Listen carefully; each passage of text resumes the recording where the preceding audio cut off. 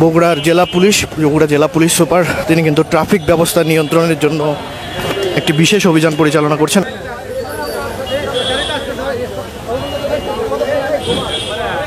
বগুড়া আসার পরে যে বিষয়টা দেখলাম, 7 পাতা কেন্দ্রিক যানজটটা খুব বেশি এবং আশেপাশে দেখবেন অনেক গলি আছে।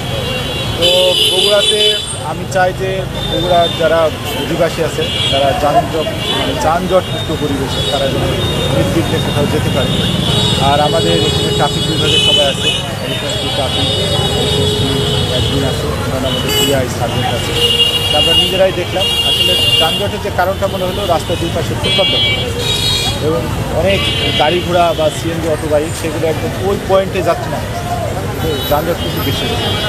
আমি আশা করবো যে বগুড়াবাসী যদি আমার সহযোগিতা করে এই বগুড়াকে আমরা সুন্দর একটা যানজট মুক্ত পরিবেশ আমি দিতে পারি। সেজন্য আমার সবচেয়ে বেশি প্রয়োজন বগুড়ায় যারা বাস করছে সে সমস্ত সম্মানিত নাগরিকদের, যারা আমাদের এই ট্রাফিক আইন মেনে চলবে এবং আমাদের আর আমাদের অভিযান অব্যাহত থাকবে।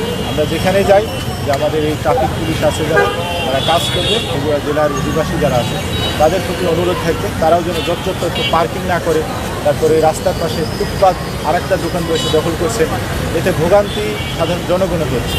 এই ভোগান্তি যেন না হয় সেজন্য আমরা একটা কাজ শুরু করছি এবং আমাদের সকলের সহযোগিতা পেলে ইনশাল্লাহ এটা সুন্দর একটা শহর থাকবে। দর্শক, বগুড়ার যে শহরের যে ট্রাফিক ব্যবস্থা, সেই ট্রাফিক ব্যবস্থায় আপনারা জানেন যে যানজট একটি বগুড়া শহরের নিত্যদিনের সঙ্গী। সেই যানজট নিয়ন্ত্রণে কিন্তু বগুড়া জেলা পুলিশ সুপার আজকে একটি বিশেষ অভিযান পরিচালনা করেছেন। তিনি কিছুক্ষণ আগে আমাদেরকে জানিয়েছেন যে এই অভিযান কিন্তু অব্যাহত থাকবে এবং বগুড়ার ট্রাফিক ব্যবস্থা নিয়ন্ত্রণে বগুড়া জেলা পুলিশ সার্বিকভাবে প্রচেষ্টা চালিয়ে যাবে।